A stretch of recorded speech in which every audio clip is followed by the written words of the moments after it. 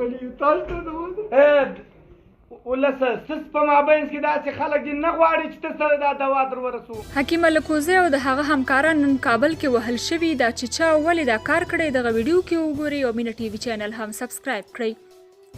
د حکیم الکوزی یو شمېر همکاران په یو ژوندۍ ویډیو کې وایي چې نن پر دوی برید شوی دی او ډیر په تکلیف یې ځانونه د خلکو له منځونو څخه راویستلي دي.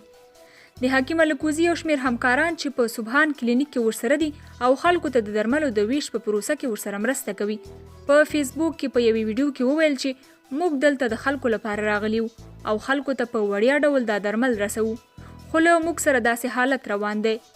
دوی وایي چې موږ دلته د خلکو له لوري ووهل شو او همداراز درمل راڅخه چور شول. د حکیم الکوزی همکاران له ولس څخه غوښتنه کوي چې د خلکو په منځ کې ځینې خلک داسې دي چې نه غواړي دا درمل ولس ته ورسیږي. هغوی پر خلکو غږ وکړ چې د حکیم الکوزی او د دوی د امنیت ساتنه دې وکړي او دوی دې وژغوري. هغه ژوندۍ ویډیو چې په فیسبوک کې خپره شوې ده د حکیم الکوزی ځینې کسان پکې ښکاره کیږي چې وایي دوی په کلینیک کې بند دي او نشي کولی چې بهر ووځي.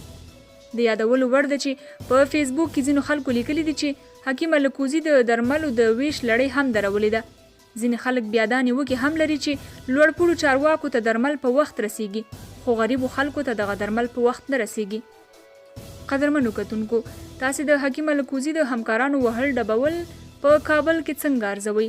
خپل نظریات مو په دې اړه کمنټ کې ولیکئ او د نورو ویډیوګانو لپاره مینه یوټیوب چینل ضرور سبسکرایب کړئ.